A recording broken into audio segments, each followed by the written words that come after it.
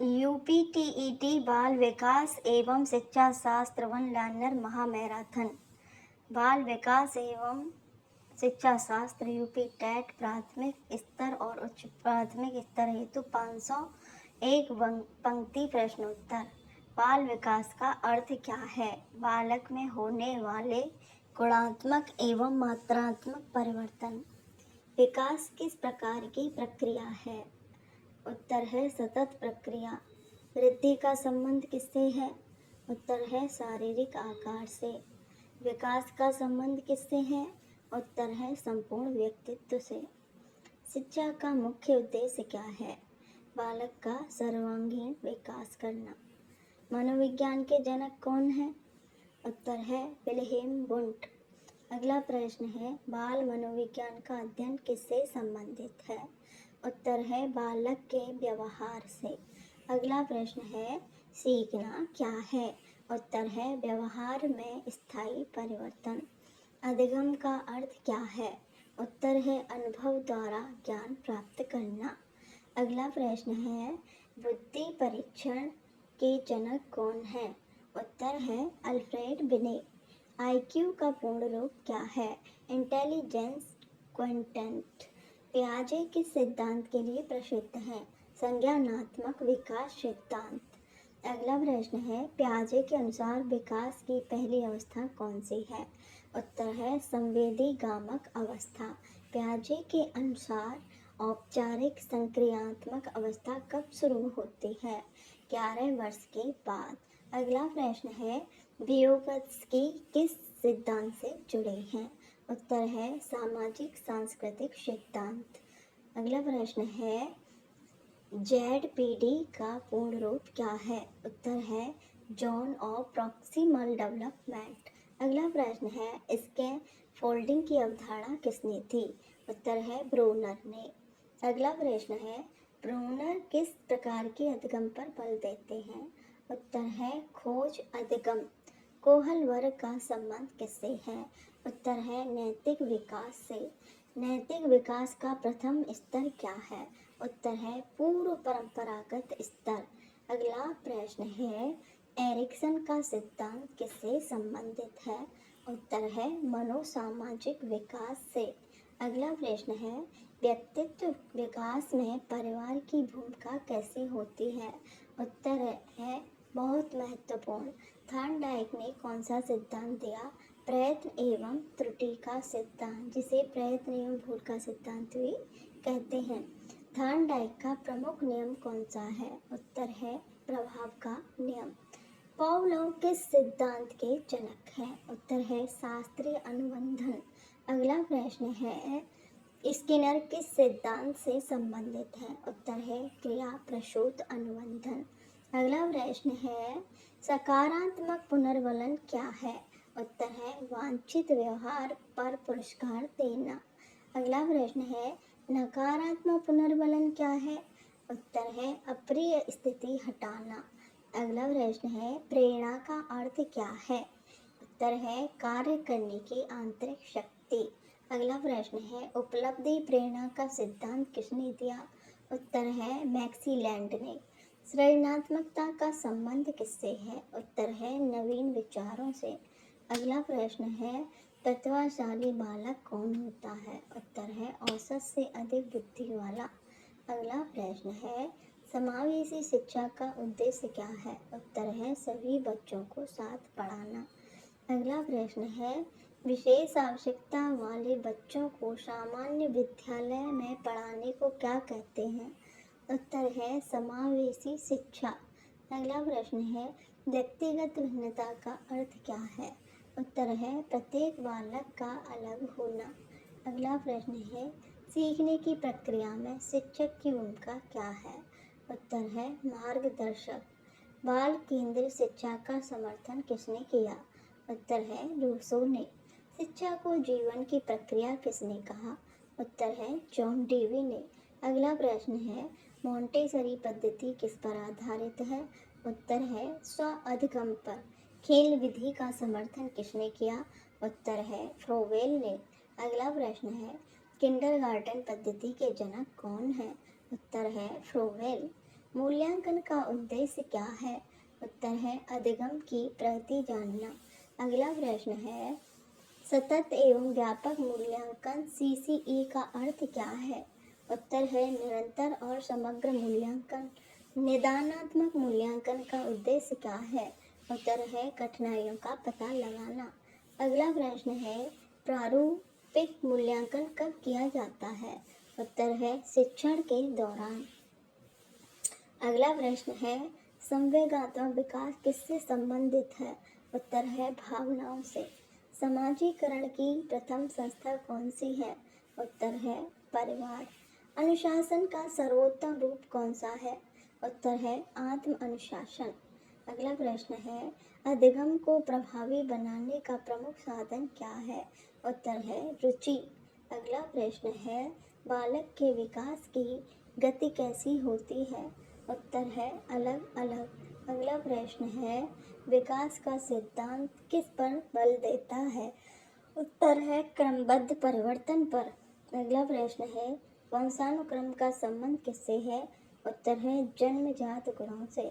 अगला प्रश्न है वातावरण का संबंध किससे है? बाहरी परिस्थितियों से। सीखने का सबसे महत्वपूर्ण आधार क्या है? उत्तर है अनुभव। बुद्धि का द्विकारक सिद्धांत किसने दिया? उत्तर है स्पीयरमैन ने। अगला प्रश्न है बहुबुद्धि सिद्धांत के प्रतिपादक कौन है? उत्तर है हावर्ड गार्डनर।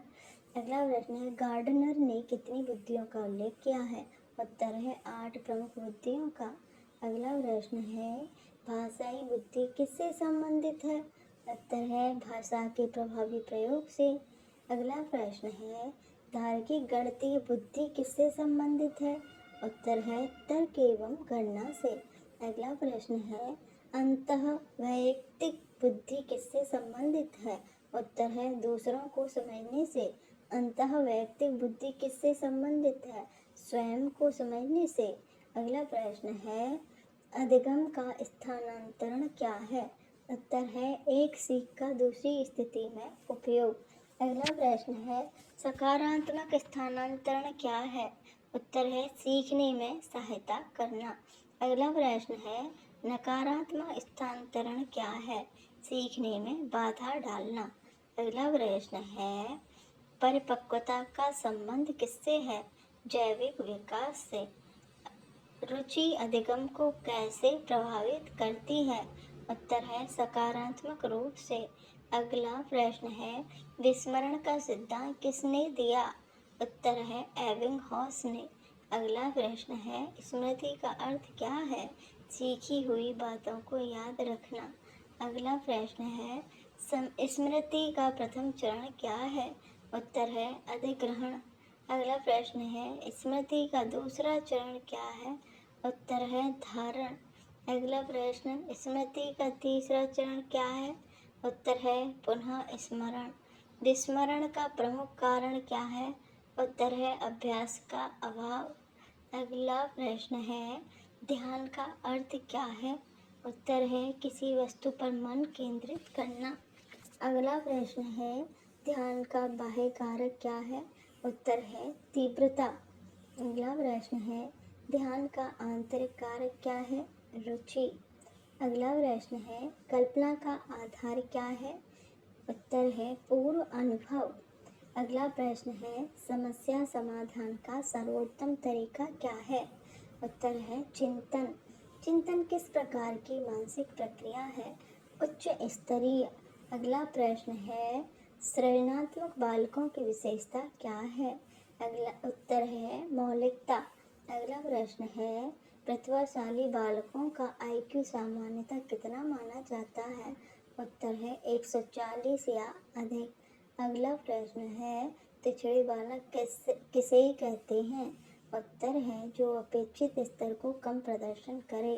अधिगम अक्षमता का उदाहरण क्या है? डिसलेक्सिया। अगला प्रश्न है डिसलेक्सिया किससे संबंधित है? उत्तर है पढ़ने की कठिनाई से। डिसग्राफिया किससे संबंधित है? लिखने की कठिनाई से। अगला प्रश्न है डिसकैल्कुलिया किससे संबंधित है? गणितीय कठिनाई से। अगला प्रश्न है समावेशी शिक्षा का आधार क्या है? समान अवसर देना। अगला प्रश्न है एनसीएफ का पूर्ण रूप क्या है? National curriculum framework. अगला प्रश्न है आरटीई अधिनियम कब लागू हुआ? उत्तर है 2009। आरटीई के अनुसार शिक्षा का अधिकार किस आयु वर्ग के लिए है? 6 से 14 वर्ष के आयु वर्ग के लिए। बाल केंद्रीय शिक्षा में शिक्षक क्या होता है? सहायक। दंड का अत्यधिक प्रयोग क्या उत्पन्न करता है? भय। खेल खेल में सीखना किस स्तर पर अधिक प्रभावी है? प्राथमिक स्तर पर। अगला प्रश्न है मूल्यांकन का आधुनिक दृष्टिकोण क्या है? उत्तर है सुधारात्मक। अगला प्रश्न है उपलब्धि परीक्षण का उद्देश्य क्या है? शैक्षिक उपलब्धि मापना। अगला प्रश्न है निदानात्मक परीक्षण का उपयोग किस लिए होता है? उत्तर है त्रुटियों की पहचान हेतु। उपचारात्मक शिक्षण का उद्देश्य क्या है? कमियों को दूर करना। अगला प्रश्न है शिक्षा मनोविज्ञान का मुख्य उद्देश्य क्या है? उत्तर है शिक्षण अधिगम को प्रभावी बनाना। कक्षा में व्यक्तिगत भिन्नताओं का ध्यान रखना क्यों आवश्यक है? प्रभावी शिक्षण हेतु। अगला प्रश्न है प्राथमिक शिक्षक का प्रमुख कार्य क्या है? बालक के समग्र विकास में सहायता करना। अगला प्रश्न है हमारा विकास की प्रक्रिया कब से शुरू होती है? उत्तर है गर्भाधान से। विकास का अंत कब होता है? उत्तर है मृत्यु तक। अगला प्रश्न है बालक के विकास का सबसे महत्वपूर्ण काल कौन सा है? उत्तर है प्रारंभिक बाल्यावस्था। विकास का सिद्धांत किसने प्रतिपादित किया? उत्तर है विभिन्न मनोवैज्ञानिकों ने। अगला प्रश्न है वृद्धि और विकास में क्या अंतर है? वृद्धि शारीरिक, विकास समग्र परिवर्तन है। शिक्षा का अर्थ क्या है? सीखने सिखाने की प्रक्रिया। अधिगम का मुख्य आधार क्या है? उत्तर है अनुभव। अगला प्रश्न है व्यवहारवाद के प्रमुख प्रवर्तक कौन है? उत्तर है वॉटसन। अगला प्रश्न है कृष्णवाद का संबंध किससे है? उत्तर है अंतर्दृष्टि अधिगम से। अंतर्दृष्टि सिद्धांत किसने दिया? उत्तर है कोहलर ने। कोहलर ने किस पर प्रयोग किया? उत्तर है चिंपैंजी पर। अगला प्रश्न है अधिगम का वक्र क्या दर्शाता है? उत्तर है सीखने की प्रगति। पठार का अर्थ क्या है? प्रगति का रुक जाना। अगला प्रश्न है प्रेरणा कितने प्रकार की होती है? उत्तर है आंतरिक एवं बाह्य। अगला प्रश्न है आंतरिक प्रेरणा का स्रोत क्या है? उत्तर है स्वयं व्यक्ति। बाह्य प्रेरणा का स्रोत क्या है? पुरस्कार या दंड। अगला प्रश्न है संवेग क्या है? तीव्र भावनात्मक अवस्था। अगला प्रश्न है आईक्यू की अवधारणा किसने दी? उत्तर है टर्मन ने। मानसिक आयु की अवधारणा किसने दी? उत्तर है बिने ने। अगला प्रश्न है बुद्धि का त्रिआयामी सिद्धांत किसने दिया? उत्तर है गिलफोर्ड ने। गिलफोर्ड का सिद्धांत किससे संबंधित है? उत्तर है बुद्धि संरचना से। बुद्धि जन्मजात एवं अर्जित दोनों का परिणाम है। यह बात बिल्कुल सत्य है। अगला प्रश्न है व्यक्तित्व का अर्थ क्या है? व्यक्ति का समग्र व्यवहार। अगला प्रश्न है व्यक्तित्व परीक्षण का प्रक्षेपी उदाहरण क्या है? उत्तर है टीएटी टेट। टीएटी टेट का पूर्ण रूप क्या है? Thematic appreciation test. Rorschach test किससे संबंधित है? व्यक्तित्व मापन से। समाजीकरण का अर्थ क्या है? समाज के अनुरूप व्यवहार सीखना। अगला प्रश्न है समाजीकरण का प्रमुख साधन क्या है? उत्तर है परिवार। अनुकरण द्वारा सीखने का सिद्धांत किसने दिया? उत्तर है बंडूरा ने। अगला प्रश्न है बंडूरा का प्रसिद्ध प्रयोग किस पर था? उत्तर है बोबो डॉल पर। अवलोकन अधिगम का संबंध किससे है? उत्तर है बंडूरा से। नैतिक विकास का सिद्धांत किसने दिया? उत्तर है कोहलबर्ग ने। कौहल वर्ग ने कितने स्तर बताए? उत्तर है 3। अगला प्रश्न है, प्रत्येक स्तर में कितनी अवस्थाएं होती हैं? उत्तर है 2 अवस्थाएं। भाषा विकास का प्रथम माध्यम क्या है? उत्तर है परिवार। अगला प्रश्न है, बालक सबसे पहले कौन सी भाषा सीखता है? उत्तर है मातृभाषा। अगला प्रश्न है, सीखने की तैयारी किस पर निर्भर करती है? उत्तर है परिपक्वता पर। अगला प्रश्न है, परिपक्वता सिद्धांत किसने दिया? उत्तर है गैसल ने। अगला प्रश्न है, गैसल का संबंध किससे है? उत्तर है विकास एवं परिपक्वता से। खेल का बाल विकास में क्या महत्व है? उत्तर है सर्वांगीण विकास करने में। फ्रोवेल को किस नाम से जाना जाता है? उत्तर है किंडरगार्टन के जनक के रूप में। अगला प्रश्न है, मोंटेसरी पद्धति की प्रवर्तक कौन थी? उत्तर है मारिया मोंटेसरी। मोंटेसरी पद्धति का आधार क्या है? उत्तर है स्व शिक्षा। रूसो ने किस शिक्षा का समर्थन किया? उत्तर है प्राकृतिक शिक्षा का। अगला प्रश्न है, जॉन डेवी ने किस शिक्षा का समर्थन किया? उत्तर है प्रगतिशील शिक्षा का। अगला प्रश्न है, करके सीखना का सिद्धांत किसने दिया? उत्तर है जॉन डेवी ने। मूल्यांकन का मुख्य उद्देश्य क्या है? उत्तर है अधिगम सुधार। परीक्षण और मूल्यांकन में क्या अंतर है? उत्तर है परीक्षण मूल्यांकन का एक भाग है। अगला प्रश्न है, प्रारूपिक मूल्यांकन कब होता है? उत्तर है शिक्षण के दौरान। संकलनात्मक मूल्यांकन कब होता है? उत्तर है शिक्षण के अंत में। अगला प्रश्न है, निदानात्मक मूल्यांकन का उद्देश्य क्या है? उत्तर है कठिनाइयों का पता लगाना। अगला प्रश्न है, उपचारात्मक शिक्षण किसके बाद दिया जाता है? उत्तर है निदानात्मक परीक्षण के बाद। समावेशी शिक्षा किसके लिए है? उत्तर है सभी बच्चों के लिए। विशेष आवश्यकता वाले बच्चों को क्या कहा जाता है? उत्तर है CWSN। अगला प्रश्न है, CWSN का पूर्ण रूप क्या है? Children with special needs. इसकी फुल फॉर्म है चिल्ड्रन विद स्पेशल नीड्स। दृष्टिबाधित बालकों के लिए कौन सी लिपि प्रयुक्त होती है? ब्रेल लिपि। अगला प्रश्न है, ब्रेल लिपि के जनक कौन है? उत्तर है लुई ब्रेल। श्रवण बाधित बच्चों के लिए कौन सा माध्यम उपयोगी है? उत्तर है सांकेतिक भाषा। अधिगम अक्षमता स्थायी होती है या अस्थायी? प्राय स्थायी होती है। डिसलेक्सिया किस प्रकार की समस्या है? उत्तर है अधिगम अक्षमता। अगला प्रश्न है, रचनावाद का संबंध किससे है? ज्ञान निर्माण से।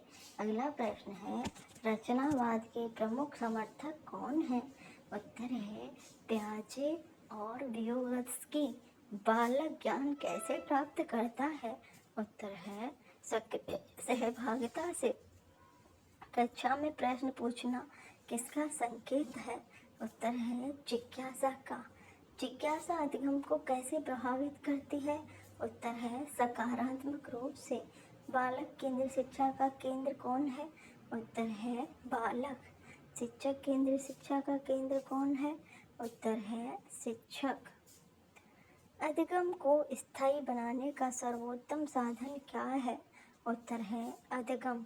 अगला प्रश्न है, पुनर्वलन का सिद्धांत किसने दिया? उत्तर है स्किनर ने। अगला प्रश्न है, पुरस्कार का प्रभाव क्या होता है? उत्तर है अधिगम बढ़ता है। दंड का अत्यधिक प्रयोग क्या उत्पन्न करता है? भय और तनाव। अगला प्रश्न है, शिक्षा का अधिकार अधिनियम किस वर्ष पारित हुआ? उत्तर है 2009 में। अगला प्रश्न है, RTE के अनुसार निजी विद्यालयों में कितने प्रतिशत आरक्षण है? उत्तर है 25%। प्राथमिक शिक्षा का स्तर कौन सा है? उत्तर है कक्षा 1 से 5 तक। भाषा विकास का सबसे संवेदनशील काल कौन सा है? उत्तर है प्रारंभिक बाल्यावस्था। संज्ञानात्मक विकास का संबंध किससे है? सोच एवं ज्ञान से। अगला प्रश्न है, भावात्मक विकास का संबंध किससे है? उत्तर है भावनाओं से। मनोगत्यात्मक विकास का संबंध किससे है? शारीरिक कौशल से। अगला प्रश्न है, विकास का क्रम कैसा होता है? उत्तर है सामान्य से विशिष्ट। विकास का सिद्धांत शीर्ष से पाद क्या कहलाता है? कैप्चालोक्यूडल। विकास का सिद्धांत निकट से दूर क्या कहलाता है? प्रॉक्सिमोडिस्टल। शिक्षक की सबसे महत्वपूर्ण विशेषता क्या है? संवेदनशीलता। अगला प्रश्न है, कक्षा शिक्षा का मुख्य उद्देश्य क्या है? अधिगम को सुगम बनाना। अगला प्रश्न है, पाठ योजना क्यों बनाई जाती है? उत्तर है प्रभावी शिक्षण हेतु। अधिगम में रुचि का क्या महत्व है? सफलता बढ़ती है। अगला प्रश्न है, प्रेरणा और अधिगम का संबंध कैसा है? उत्तर है प्रत्यक्ष। अगला प्रश्न है, प्रतिभाशाली बालकों को कैसी शिक्षा चाहिए? उत्तर है समृद्ध एवं चुनौतीपूर्ण। पिछड़े बालकों को कैसी शिक्षा चाहिए? उत्तर है उपचारात्मक। अगला प्रश्न है, सहयोगात्मक अधिगम का आधार क्या है? उत्तर है समूह कार्य। अगला प्रश्न है, सहपाठी अधिगम क्या है? उत्तर है साथियों से सीखना। अगला प्रश्न है, जीवन कौशल शिक्षा का उद्देश्य क्या है? उत्तर है व्यवहारिक दक्षता। आलोचनात्मक चिंतन का अर्थ क्या है? उत्तर है तार्किक विश्लेषण। अगला प्रश्न है, रचनात्मक चिंतन का अर्थ क्या है? उत्तर है नवीन विचार उत्पन्न करना। अगला प्रश्न है, समस्या समाधान में पहला चरण क्या है? उत्तर है समस्या की पहचान। अगला प्रश्न है, अधिगम का सर्वोत्तम वातावरण कौन सा है? उत्तर है लोकतांत्रिक वातावरण। अगला प्रश्न है, अनुशासन का सर्वोत्तम प्रकार कौन सा है? उत्तर है आत्म अनुशासन। शिक्षा का अंतिम लक्ष्य क्या है? उत्तर है व्यक्तित्व विकास। शिक्षा शास्त्र का अर्थ क्या है? शिक्षण की कला एवं विज्ञान। यूपी टेट में सीडीपी का पूर्ण रूप क्या है? Child development and pedagogy. अगला प्रश्न है, बाल विकास एवं शिक्षा शास्त्र का मुख्य उद्देश्य क्या है? बालक को समझकर प्रभावी शिक्षण करना। अगला प्रश्न है, हमारा अगला प्रश्न है, शिक्षा मनोविज्ञान का जनक किसे माना जाता है? उत्तर है थॉर्नडाइक को। अगला प्रश्न है, विकास की दिशा कैसी होती है? उत्तर है निश्चित एवं क्रमबद्ध। बालक के विकास में वंशानुक्रम और वातावरण दोनों का योगदान होता है। बिल्कुल सत्य बात है। सीखना जन्म से मृत्यु तक चलने वाली प्रक्रिया है। यह बात भी बिल्कुल सत्य है। अगला प्रश्न है, बुद्धि का समूह कारक सिद्धांत किसने दिया? उत्तर है थर्स्टन ने। अगला प्रश्न है, थर्स्टन ने कितनी प्राथमिक मानसिक योग्यताएं बताई? उत्तर है 7। बुद्धि परीक्षण का उपयोग किस लिए किया जाता है? उत्तर है मानसिक क्षमता मापने हेतु। रचनात्मकता का प्रमुख तत्व क्या है? उत्तर है मौलिकता। सृजनात्मक बालकों में कौन सा गुण अधिक होता है? उत्तर है कल्पना शक्ति। संवेगात्मक परिपक्वता क्या है? उत्तर है भावनाओं पर नियंत्रण। व्यक्तित्व विकास में विद्यालय की भूमिका कैसी होती है? उत्तर है महत्वपूर्ण। अगला प्रश्न है, अधिगम का सामाजिक सिद्धांत किसने दिया? उत्तर है बंडूरा ने। अगला प्रश्न है, अनुकरण सीखने का प्रमुख माध्यम क्या है? उत्तर है अवलोकन। अगला प्रश्न है, कोहल वर्ग का सिद्धांत किस विकास से संबंधित है? उत्तर है नैतिक विकास से। नैतिक विकास की पहली अवस्था क्या है? उत्तर है दंड एवं आज्ञा पालन। अगला प्रश्न है, एरिक्सन ने कितनी मनोसामाजिक अवस्थाएं बताई? उत्तर है 8। अगला प्रश्न है, बाल्यावस्था में एरिक्सन का प्रमुख संघर्ष क्या है? उत्तर है पहल बनाम अपराध बोध। अगला प्रश्न है, भाषा विकास का आधार क्या है? उत्तर है सामाजिक संपर्क। संचार का सबसे प्रभावी माध्यम क्या है? उत्तर है भाषा। अगला प्रश्न है, बालक की प्रथम पाठशाला कौन सी है? उत्तर है परिवार। खेल बालक का क्या है? उत्तर है स्वाभाविक कार्य। शिक्षा में खेल का उद्देश्य क्या है? उत्तर है सीखने को रुचिकर बनाना। अगला प्रश्न है, फ्रोबेल ने शिक्षा में किस पर बल दिया? उत्तर है खेल पर। अगला प्रश्न है, मोंटेसरी शिक्षा का प्रमुख सिद्धांत क्या है? उत्तर है स्वतंत्रता। जॉन डेवी के अनुसार शिक्षा क्या है? उत्तर है जीवन की प्रक्रिया। अगला प्रश्न है, मूल्यांकन का व्यापक अर्थ क्या है? उत्तर है गुणात्मक एवं मात्रात्मक निर्णय। अगला प्रश्न है, मापन किसका भाग है? उत्तर है मूल्यांकन का। अगला प्रश्न है, परीक्षण किसका साधन है? उत्तर है मापन का। अगला प्रश्न है, उपलब्धि परीक्षण क्या मापता है? उत्तर है शैक्षिक उपलब्धि। अगला प्रश्न है, अभिरुचि का संबंध किससे है? उत्तर है पसंद से। अगला प्रश्न है, अभिक्षमता का संबंध किससे है? उत्तर है क्षमता से। अगला प्रश्न है, आयुर्वृत्ति का संबंध किससे है? उत्तर है दृष्टिकोण से। समावेशी शिक्षा का मूल सिद्धांत क्या है? उत्तर है समानता। अगला प्रश्न है, विशेष आवश्यकता वाले बालकों को शिक्षा का अधिकार है। हाँ, यह बात बिल्कुल सही है। कक्षा में विविधता का सम्मान करना चाहिए।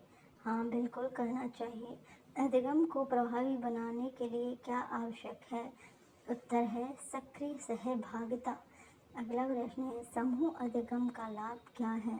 उत्तर है सहयोग की भावना। सहकारी अधिगम में क्या विकसित होता है? उत्तर है सामाजिक कौशल।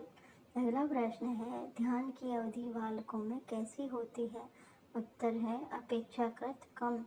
अगला प्रश्न है, रुचिकर सामग्री ध्यान आकर्षित करती है। यह बात बिल्कुल सत्य है।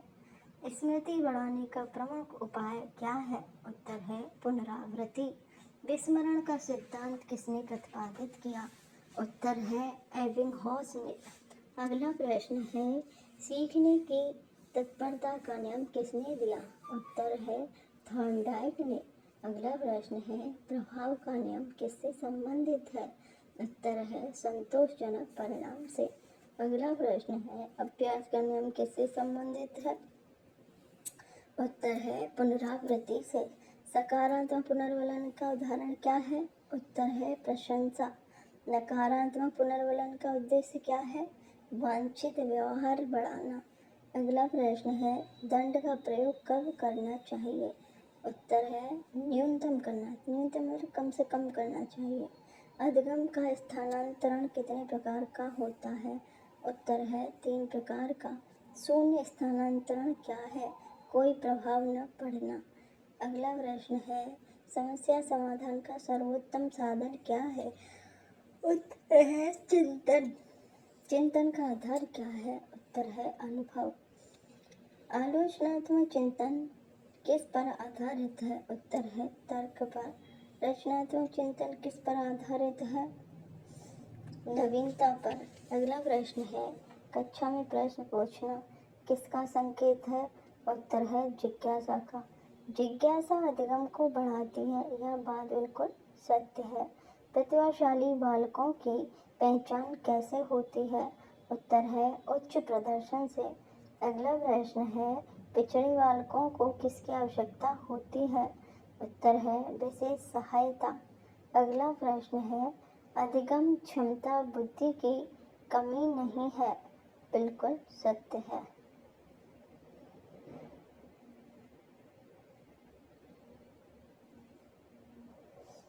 डिसलेक्सिया में कठिनाई किसमें होती है? पढ़ने में। डिस्ग्राफिया में कठिनाई किसमें होती है? लिखने में। डिस्कैलकुलिया में कठिनाई किसमें होती है? गणना में। रचनावादी कक्षा में शिक्षक की भूमिका क्या है? वह सहायक होता है। रचनावाद में ज्ञान का निर्माण कौन करता है? शिक्षार्थी। व्योत्सकी के अनुसार अधिगम का आधार क्या है? उत्तर है सामाजिक अंतःक्रिया।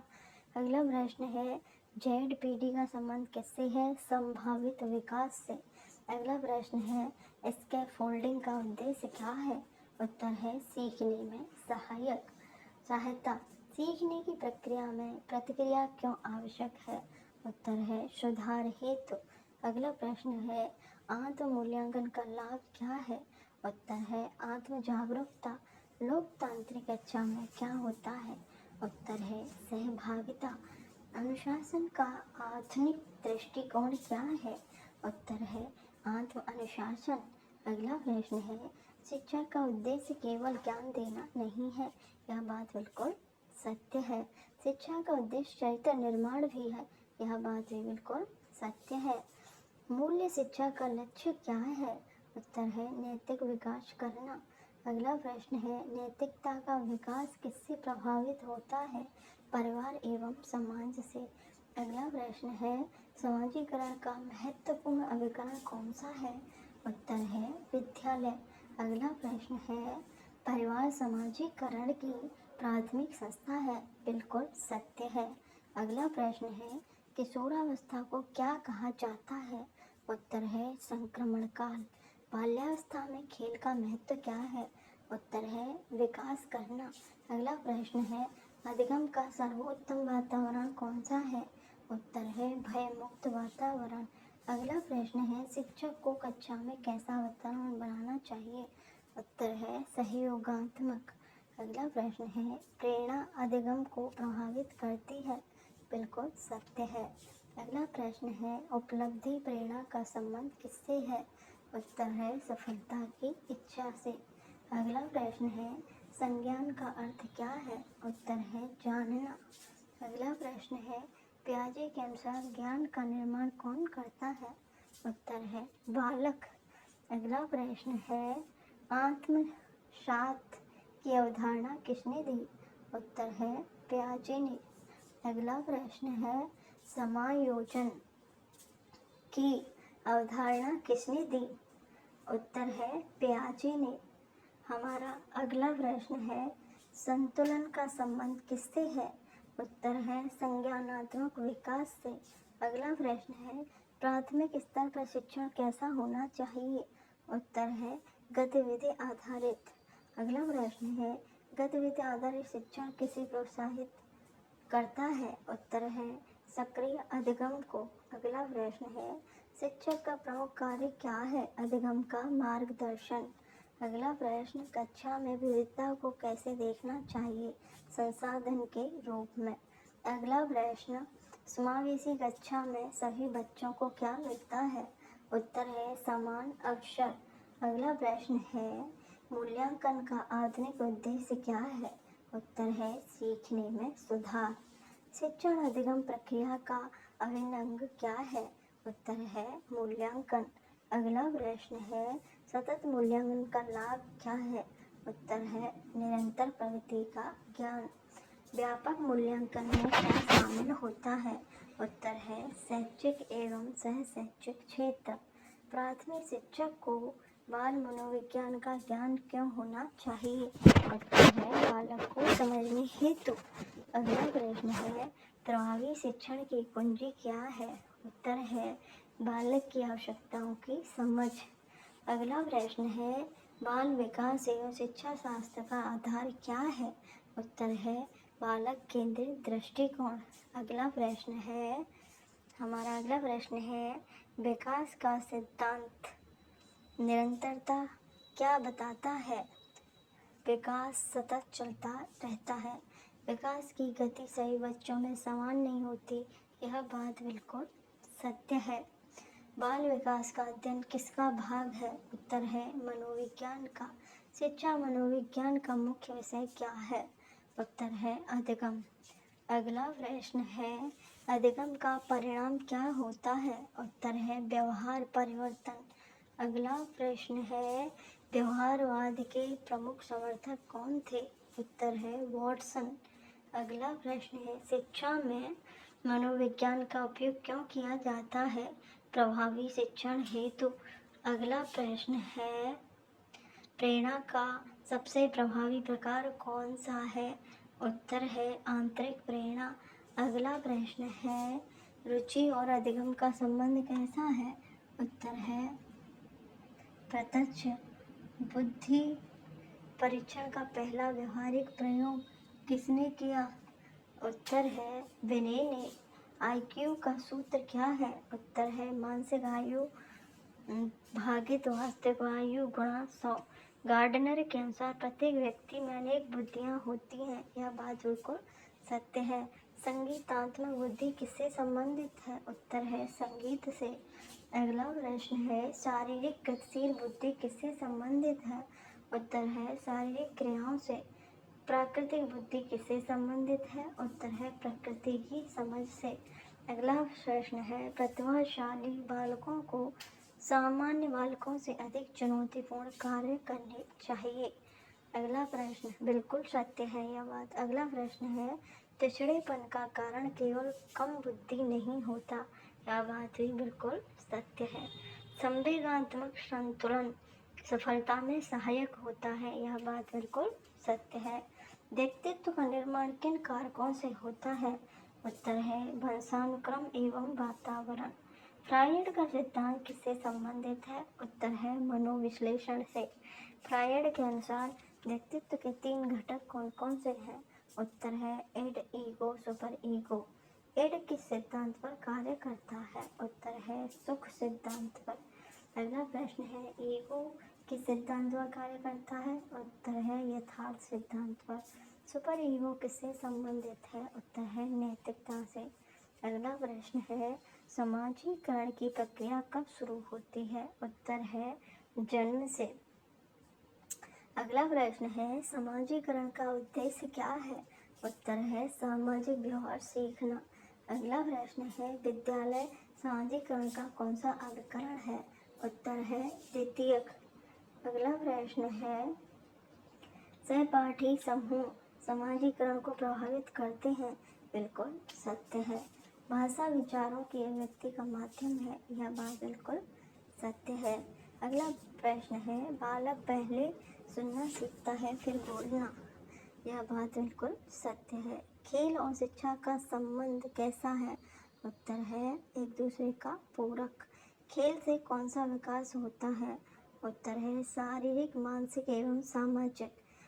फ्रोबेल ने किंडरगार्टन की स्थापना किस लिए की? उत्तर है बाल शिक्षा हेतु। अगला प्रश्न है मोंटेसरी शिक्षा में शिक्षक की भूमिका क्या है? उत्तर है मार्गदर्शक की। अगला प्रश्न है बालक स्वभावतः जिज्ञासु होता है, यह बात बिल्कुल सत्य है। सीखने में जिज्ञासा का क्या महत्व है? उत्तर है अधिगम को बढ़ाती है। अगला प्रश्न है हमारा मूल्यांकन का अर्थ केवल परीक्षा नहीं है, यह बात भी बिल्कुल सत्य है। मापन का परिणाम क्या होता है? उत्तर है संख्यात्मक आंकड़े। मूल्यांकन का परिणाम क्या होता है? उत्तर है निर्णय देना। अगला प्रश्न है उपलब्धि परीक्षण किसका मापन करता है? उत्तर है शैक्षिक उपलब्धि का। अगला प्रश्न है अभिज क्षमता परीक्षण किसका मापन करता है? उत्तर है भविष्य की क्षमता का। अगला प्रश्न है निदानात्मक परीक्षण का उद्देश्य क्या है? उत्तर है कठिनाइयों को पहचानना। अगला प्रश्न है उपचारात्मक शिक्षा का उद्देश्य क्या है? उत्तर है कठिनाइयों का निवारण। समावेशी शिक्षा में भेदभाव का स्थान नहीं है, यह बात बिल्कुल सत्य है। समावेशी शिक्षा का आधार क्या है? उत्तर है समान अवसर। अगला प्रश्न है CCE का पूर्ण रूप क्या है? Continuous and comprehensive evaluation. CCE का उद्देश्य क्या है? समग्र विकास का मूल्यांकन। अगला प्रश्न है हमारा प्राथमिक शिक्षा में गतिविधि आधारित शिक्षण क्यों आवश्यक है? उत्तर है सक्रिय अधिगम हेतु। बालक केंद्रित शिक्षा में क्या प्रमुख होता है? उत्तर है बालक की आवश्यकता। अगला प्रश्न है शिक्षक केंद्रित शिक्षा में क्या प्रमुख होता है? उत्तर है शिक्षक का नियंत्रण। अगला प्रश्न है अधिगम का निर्माणवादी दृष्टिकोण किस पर बल देता है? ज्ञान निर्माण पर। अगला प्रश्न है पियाजे के अनुसार बालक का ज्ञान का सक्रिय निर्माता है, यह बात बिल्कुल सत्य है। व्योत्सकी ने अधिगम में किसे महत्वपूर्ण माना है? उत्तर है सामाजिक अंतःक्रिया को। अगला प्रश्न है सहयोगात्मक अधिगम किसे बढ़ावा देता है? उत्तर है टीम वर्क को। अगला प्रश्न है सहकारी अधिगम में विद्यार्थियों की भूमिका क्या होती है? उत्तर है सक्रिय। ध्यान का सबसे महत्वपूर्ण आंतरिक कारक क्या है? उत्तर है रुचि। स्मृति का आधार क्या है? उत्तर है अधिगम। अगला प्रश्न है पुनरावृत्ति स्मृति को मजबूत बनाती है। यह बात बिल्कुल सत्य है। विस्मरण का एक प्रमुख कारण क्या है? उत्तर है हस्तक्षेप। चिंतन का उपयोग किसके लिए किया जाता है? उत्तर है समस्या समाधान के लिए। अगला प्रश्न है सृजनात्मक चिंतन का परिणाम क्या होता है? उत्तर है नवीन विचार। अगला प्रश्न है आलोचनात्मक चिंतन का आधार क्या है? उत्तर है विश्लेषण करना। अनुशासन का आधुनिक सिद्धांत किस पर बल देता है? उत्तर है आत्मनियंत्रण पर। अगला प्रश्न है दंड की अपेक्षा क्या अधिक प्रभावी है? उत्तर है पुनर्वलन। अगला प्रश्न है सकारात्मक पुनर्वलन का उदाहरण क्या है? उत्तर है पुरस्कार। अगला प्रश्न है कक्षा में भय का वातावरण अधिगम को प्रभावित करता है? उत्तर है नकारात्मक रूप से। लोकतांत्रिक शिक्षा की विशेषता क्या है? उत्तर है सहभागिता। अगला प्रश्न है शिक्षक को विद्यार्थियों के साथ कैसा व्यवहार करना चाहिए? उत्तर है सम्मानपूर्ण। अगला प्रश्न है मूल्य शिक्षा का उद्देश्य क्या है? उत्तर है नैतिक मूल्यों का विकास करना। अगला प्रश्न है नैतिक शिक्षा का प्रमुख स्रोत क्या है? उत्तर है परिवार। अगला प्रश्न है प्रेरणा सीखने की प्रक्रिया को प्रभावित करती है। बिल्कुल सत्य है। अगला प्रश्न है उपलब्धि प्रेरणा का सिद्धांत किसने दिया? उत्तर है मैक्सली लैंड ने। अधिगम की सफलता किस पर निर्भर करती है? उत्तर है प्रेरणा एवं अभ्यास पर। सीखने में त्रुटियां क्यों होती हैं? उत्तर है अनुभव एवं अभ्यास की कमी से। अगला प्रश्न है थॉर्नडाइक का सिद्धांत किस प्रकार के अधिगम से संबंधित है? उत्तर है प्रयत्न एवं त्रुटि के। अगला प्रश्न है स्किनर ने किस प्रकार के अनुबंधन का प्रतिपादन किया? उत्तर है क्रिया प्रसूत अनुबंधन का। अगला प्रश्न है पावलोव का प्रयोग किस पर आधारित था? उत्तर है कुत्ते पर। अगला प्रश्न है शास्त्रीय अनुबंधन में उद्दीपन का क्या महत्व होता है? बिल्कुल सत्य है। पुनर्वलन का अधिगम को कैसे प्रभावित करता है? उत्तर है मजबूत बनाता है। प्राथमिक स्तर पर मूल्यांकन कैसा होना चाहिए? उत्तर है बाल अनुकूल। कक्षा में प्रश्न पूछने का अवसर क्यों देना चाहिए? उत्तर है जिज्ञासा बढ़ाने हेतु। अगला प्रश्न है सीखना सबसे प्रभावी कब होता है? उत्तर है सक्रिय सहभागिता में। शिक्षक को व्यक्तिगत भिन्नताओं का ध्यान रखना चाहिए। उत्तर है बिल्कुल सत्य बात है ये। अगला प्रश्न है प्रत्येक बालक अद्वितीय होता है। यह बात बिल्कुल सत्य है। अधिगम की प्रक्रिया में प्रतिक्रिया का क्या महत्व है? उत्तर है सुधार हेतु। अगला प्रश्न है आत्मविश्वास सफलता को प्रभावित करता है। बिल्कुल सत्य है। विद्यालय का प्रमुख उद्देश्य क्या है? उत्तर है शिक्षा प्रदान करना। अगला प्रश्न है शिक्षा का अंतिम लक्ष्य क्या है? उत्तर है सर्वांगीण विकास करना। अगला प्रश्न है पाठ्य योजना शिक्षण को क्या बनाती है? उत्तर है व्यवस्थित। प्रभावी शिक्षक की पहचान क्या है? उत्तर है बालक की समझ। प्राथमिक शिक्षा का मुख्य उद्देश्य क्या है? उत्तर है बुनियादी कौशलों का विकास करना। अगला प्रश्न है भाषा शिक्षण का आधार क्या है? उत्तर है संचार करना। गणित शिक्षण का उद्देश्य क्या है? तार्किक सोच का विकास करना। अगला प्रश्न है पर्यावरण अध्ययन का उद्देश्य क्या है? परिवेश की समझ पैदा करना। अगला प्रश्न है सीखना एक सामाजिक प्रक्रिया है। यह बात बिल्कुल सत्य है। बालक का विकास बहुआयामी होता है। यह बात भी बिल्कुल सत्य है। अधिगम जीवन पर्यंत चलने वाली प्रक्रिया है। यह बात भी बिल्कुल सत्य है। शिक्षा शास्त्र किससे संबंधित है? उत्तर है शिक्षण विधियों से। प्रभावी शिक्षण का आधार क्या है? उत्तर है बालक की आवश्यकताओं की समझ। अगला प्रश्न है यूपी टेट में सीडीपी विषय का उद्देश्य क्या है? उत्तर है बालक एवं अधिगम प्रक्रिया की समझ पैदा करना। अगला प्रश्न है सीखने की प्रक्रिया किस पर आधारित होती है? उत्तर है अनुभव पर। अगला प्रश्न है विकास में सबसे तेज परिवर्तन कब होता है? उत्तर है प्रारंभिक बाल्यावस्था में। विकास की दिशा सामान्यतः कैसे होती है? सिर से पैर की ओर। अगला प्रश्न है निकट से दूर विकास सिद्धांत किससे संबंधित है? उत्तर है शरीर के केंद्रीय भाग से बाहर की ओर विकास। अगला प्रश्न है बाल विकास में वंशानुक्रम का क्या प्रभाव कैसा होता है? जन्मजात विशेषताओं पर। अगला प्रश्न है वातावरण का प्रभाव किस पर पड़ता है? उत्तर है व्यवहार और सीखने पर। अगला प्रश्न है बुद्धि का सामान्य कारक किसने दिया? उत्तर है स्पीयरमैन ने। थर्स्टन का सिद्धांत किससे संबंधित है? उत्तर है प्राथमिक मानसिक क्षमताओं से। अगला प्रश्न है गार्डनर का सिद्धांत किस प्रकार की बुद्धि बताता है? उत्तर है बहुबुद्धि। अगला प्रश्न है गिलफोर्ड का मॉडल किससे संबंधित है? उत्तर है बुद्धि संरचना SOI मॉडल।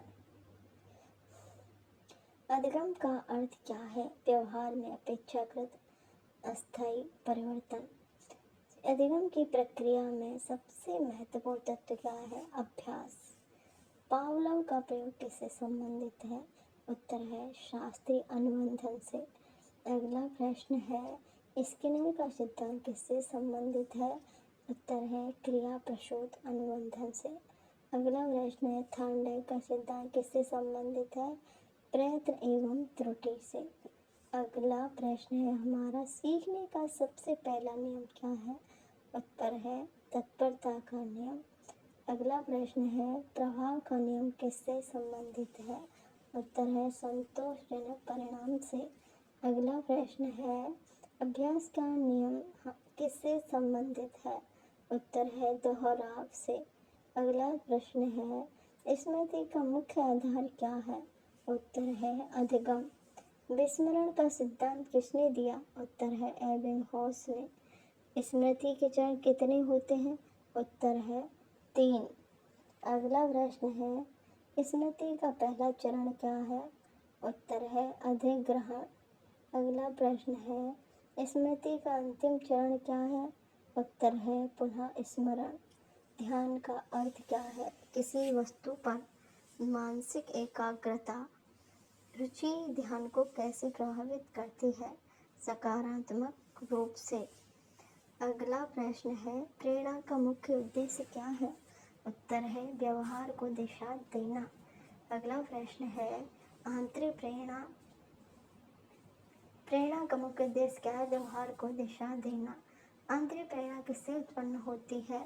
व्यक्ति के अंदर से। अगला प्रश्न है बाह्य प्रेरणा का स्रोत क्या है? पुरस्कार और दंड। अगला प्रश्न है अभिवृत्ति किससे संबंधित है? उत्तर है दृष्टिकोण से। अभिक्षमता किससे संबंधित है?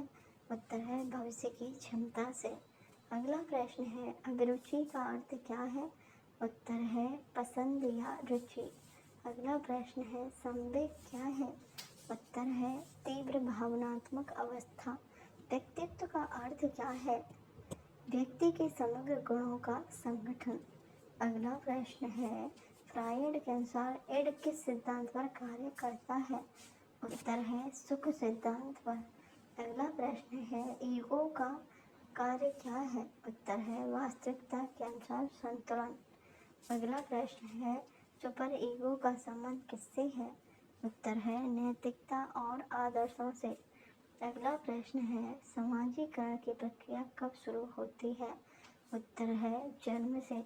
समाजीकरण का प्रमुख एजेंट क्या है? उत्तर है परिवार। अगला प्रश्न है विद्यालय समाजीकरण का कौन सा एजेंट है? उत्तर है द्वितीयक। अगला प्रश्न है सीखने का सामान्य सिद्धांत किसने दिया? उत्तर है पंडोरा ने। अगला प्रश्न है अवलोकन अधिगम का आधार क्या है? उत्तर है अनुकरण। बोबोडॉल का प्रयोग किससे संबंधित है? उत्तर है बंडूरा से। भाषा विकास का आधार क्या है? उत्तर है सामाजिक संपर्क। बालक पहले क्या सीखता है? उत्तर है सुनना। खेल का बाल विकास में क्या महत्व है? उत्तर है सर्वांगीण विकास करना। अगला प्रश्न है फ्रोवेल का संबंध किससे है? उत्तर है किंडरगार्टन प्रणाली से। मोंटेसरी शिक्षा किस पर आधारित है? उत्तर है स्व शिक्षा पर। अगला प्रश्न है जॉन डेवी का सिद्धांत क्या है? उत्तर है करके सीखना। अगला प्रश्न है मूल्यांकन का अर्थ क्या है? उत्तर है मूल्य निर्धारण की प्रक्रिया। अगला प्रश्न है मापन क्या दर्शाता है? उत्तर है संख्यात्मक परिणाम। परीक्षण किसका साधन है? उत्तर है मापन का। प्रारूपिक मूल्यांकन कब होता है? उत्तर है शिक्षण के दौरान। संकलनात्मक मूल्यांकन कब होता है? शिक्षण के अंत में। अगला प्रश्न है हमारा निदानात्मक परीक्षण का उद्देश्य क्या है? कमजोरियों की पहचान करना। अगला प्रश्न है उपचारात्मक शिक्षण का उद्देश्य क्या है? कमजोरियों को दूर करना। अगला प्रश्न है समावेशी शिक्षा का अर्थ क्या है? उत्तर है सभी बच्चों को समान शिक्षा देना। अगला प्रश्न है CWSN का पूर्ण रूप क्या है? उत्तर है चिल्ड्रन विद स्पेशल नीड्स। अगला प्रश्न है ब्रेल लिपि का प्रयोग कौन करता है? उत्तर है दृष्टिबाधित विद्यार्थी। अगला प्रश्न है श्रवण बाधित बालकों के लिए क्या उपयोगी है? उत्तर है संकेत भाषा। अगला प्रश्न है अधिगम अक्षमता का अर्थ क्या है? उत्तर है सीखने में कठिनाई होना। अगला प्रश्न है हमारा डिसलेक्सिया किससे संबंधित है? पढ़ने में कठिनाई से। डिसग्राफिया किससे संबंधित है? लिखने में कठिनाई से। डिस्कैल्कुलिया किससे संबंधित है? गणना में कठिनाई से। अगला प्रश्न है रचनावाद का आधार क्या है? ज्ञान निर्माण। अगला प्रश्न है पियाजे के अनुसार ज्ञान कैसे बनता है? उत्तर है अनुभव से। ड्यूगस्की ने किस पर बल दिया? उत्तर है सामाजिक अंतःक्रिया पर। अगला प्रश्न है ZPT का अर्थ क्या है? उत्तर है संभावित विकास क्षेत्र। स्कैफोल्डिंग क्या है? सीखने में सहायता प्रणाली। अगला प्रश्न है सहयोगात्मक अधिगम क्या है? समूह में सीखना। अगला प्रश्न है आलोचनात्मक चिंतन क्या है? तर्क आधारित सोच। रचनात्मक चिंतन क्या है? नवीन विचार उत्पन्न करना। समस्या समाधान की पहली अवस्था क्या है? समस्या की पहचान। अगला प्रश्न है कक्षा में लोकतांत्रिक वातावरण कैसा होता है? उत्तर है सहभागिता आधारित। अगला प्रश्न है दंड का प्रभाव क्या होता है? उत्तर है भय उत्पन्न करना। पुनर्बलन का प्रभाव क्या होता है? व्यवहार मजबूत करना। अगला प्रश्न है सकारात्मक पुनर्बलन का उदाहरण क्या है? उत्तर है प्रशंसा। अगला प्रश्न है नकारात्मक पुनर्बलन क्या करता है? अप्रिय स्थिति हटाता है। अगला प्रश्न है प्राथमिक शिक्षा का उद्देश्य क्या है? बुनियादी कौशल का विकास। अगला प्रश्न है शिक्षक का मुख्य कार्य क्या है? मार्गदर्शन देना। अगला प्रश्न है व्यक्तिगत भिन्नता का अर्थ है बच्चों में अंतर होना। अगला प्रश्न है बाल केंद्र शिक्षा केंद्र कौन होता है? उत्तर है बालक। शिक्षा केंद्र शिक्षा केंद्र कौन होता है? शिक्षक। अगला प्रश्न है अधिगम की सफलता किस पर निर्भर है? उत्तर है प्रेरणा और अभ्यास पर। अगला प्रश्न है मूल्य शिक्षा का उद्देश्य क्या है? उत्तर है नैतिक विकास करना।